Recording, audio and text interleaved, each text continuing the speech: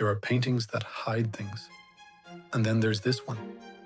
Hans Holbein painted one of the strangest mistakes in art history, a long grey smear across the bottom of a masterpiece. For centuries, people looked at it and wondered why a painter this good would leave something this ugly in the middle of something so perfect. And that's a problem. Because Holbein wasn't careless. He was one of the most precise painters of the Renaissance. He was the kind of artist who could paint animal fur so realistically, you'd feel like you could run your fingers through it. The kind of artist who noticed everything. So why would someone that skilled leave something this strange in the middle of something so perfect? Before I show you what it is, take a second and look at it.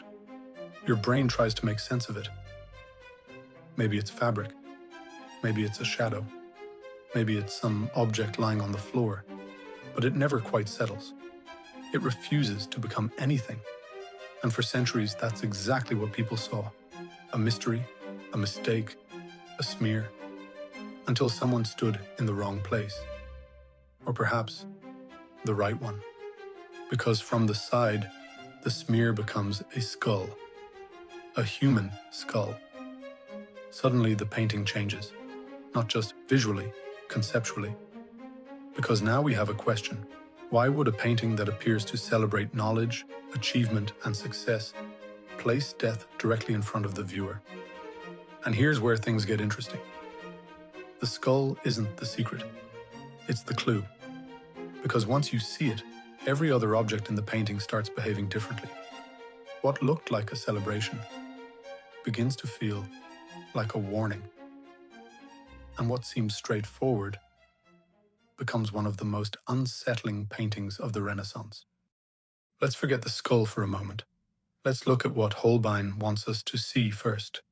Two men, confident, wealthy, important. The man on the left is Jean de Dinteville, a French ambassador.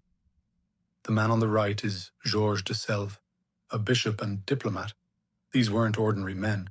They moved among kings, negotiated between powerful states, lived at the center of European politics, and Holbein paints them like giants.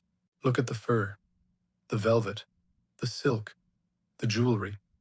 Everything about this image communicates status, control, achievement. These are men who appear to understand the world they live in, and the objects around them reinforce that impression, because this isn't just a portrait, it's a display of knowledge. Look at the shelves, globes, books, astronomical instruments, mathematical tools, devices used to measure the heavens and the earth, tools designed to transform uncertainty into certainty, to take a chaotic universe and make it understandable. At first glance, the painting feels optimistic. Human beings are learning, discovering, measuring, mapping, understanding. The world is becoming clearer. And if we stopped here, that would be the message. A monument to human knowledge. A monument to confidence.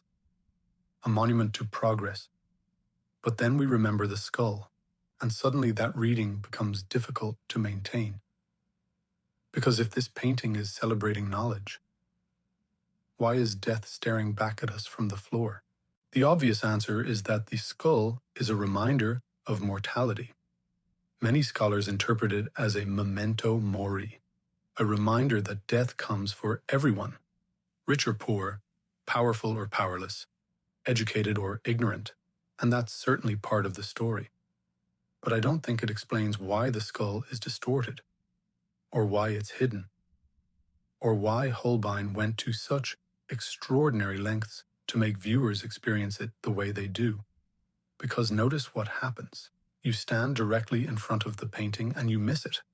To see the skull, you have to change your position. You have to abandon the viewpoint that seemed correct, and that feels important.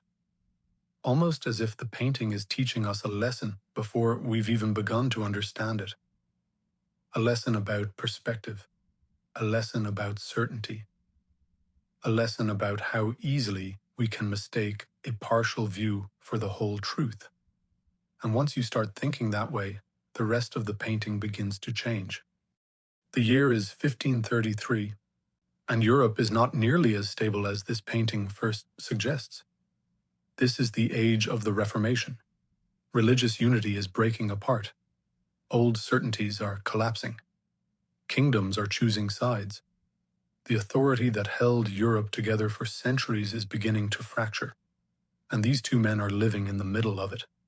Diplomats exist to create harmony, to prevent division, to keep unstable situations from becoming disasters. So at first, the painting looks like exactly that, a portrait of order, a portrait of intelligent men navigating a complicated world. But then Holbein starts planting doubts, small doubts, easy to miss doubts, the kind you only notice when you're already looking more carefully.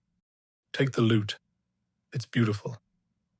One of the most elegant objects in the painting, a symbol traditionally associated with harmony. But one string is broken, not accidentally, deliberately. Many scholars interpret the broken string as a sign of discord, a small crack in an otherwise perfect image. And once you notice that crack, you begin looking for others. There appears to be a missing flute from the nearby case. The hymn book is associated with ideas emerging from the religious divisions of the time. Objects that initially seemed decorative begin feeling loaded with tension. The painting starts behaving differently. It no longer feels like a celebration of harmony. It feels like a performance of harmony. A world trying very hard to convince itself that everything is still under control. And suddenly the skull no longer feels isolated. It feels connected. Another piece of the same argument, another warning hidden inside the image. Then we arrive at the scientific instruments. And this is where the painting takes another turn. At first, these objects seem like the strongest evidence that the painting celebrates knowledge.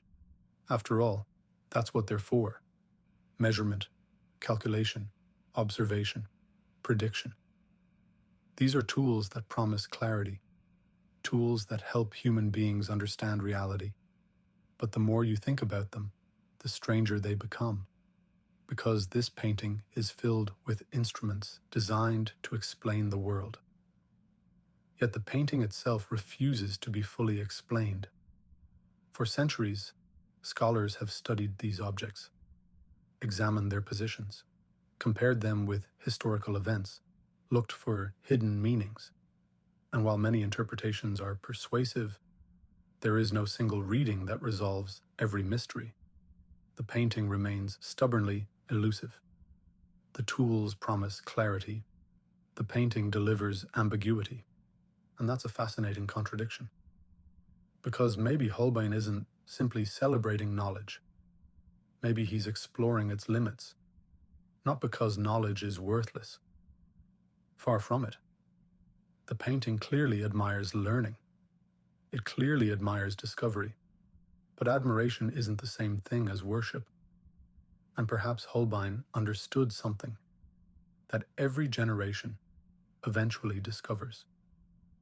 The more we learn, the more we realize how much remains beyond our reach. Now let's return to the skull, because by this point it feels completely different from the object we saw at the beginning.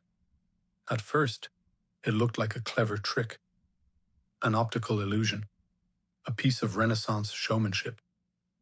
Now it feels like the center of the entire painting, not because it's hidden, but because it changes the meaning of everything around it: the wealth, the status, the knowledge, the achievements, the confidence. The skull interrupts all of them, not to destroy them, but to place limits around them. The men in this painting can map the world, but they cannot map a way around mortality. They can measure the stars, but they cannot measure how much time they have left. And suddenly what looked like a portrait of mastery becomes something more complicated. A portrait of limitation. A portrait of human beings confronting boundaries they cannot cross. And then Holbein gives us one final detail, one final shift in perspective.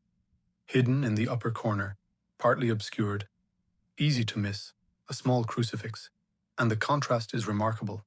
The skull demands attention. The crucifix does not. Death forces itself into the picture. The crucifix waits to be discovered. Many scholars see this as an important balance within the painting. Death below, faith above, mortality in the foreground, hope in the distance. Whether that's exactly what Holbein intended, we can't know for certain. But it changes the emotional shape of the painting, because the painting doesn't simply end with death, it looks beyond it. And that makes the work feel less cynical than it first appears. By now, we've traveled a long way from where we started. We began with what looked like a mistake. Then it became a skull, then a warning, then a clue, and eventually something larger, a challenge to the viewer. At first, the Ambassadors appears to be a monument to human achievement, to intelligence, to knowledge, to certainty. But detail after detail quietly undermines that certainty. The broken string, the religious tensions, the hidden skull, the hidden crucifix. Each discovery changes the meaning of the previous one. The painting doesn't reveal a secret. It reveals a contradiction, a civilization growing more knowledgeable while becoming more divided, a world becoming more measurable while remaining deeply mysterious. A belief in human understanding paired with an awareness of human limits. Maybe that's why the skull had to be distorted. Maybe Holbein wanted viewers to experience the argument rather than simply hear it. You stand in front of the painting convinced you're seeing clearly. Then you move, and suddenly the thing you couldn't understand becomes obvious. Not because the painting changed, because you did. And perhaps that's the deeper idea hidden inside the Ambassadors. We spend our lives trying to understand the world. We build instruments, create systems, collect knowledge, map what can be mapped, measure what can be measured, and we should. The painting isn't arguing against knowledge. It was painted by someone who clearly admired it. But knowledge has limits. Perspective has limits. Certainty has limits. There are truths we only encounter when we stop looking straight ahead. And perhaps that's why this painting still feels so modern. Because 500 years later, we're still doing the same thing. Still searching for certainty. Still believing we've finally understood everything. Still discovering that the world is larger, stranger, and more complicated than it first appears. And maybe that's what the skull was doing there all along. Not reminding us that we're going to die, but reminding us that even our clearest view of reality might only be one angle among many. The skull wasn't the secret. It was the clue. My aim on this channel is to show how classical artwork that might appear not so interesting at first glance is far more interesting than we could have imagined. Subscribe if you'd like to learn more, and I'll see you in the next one.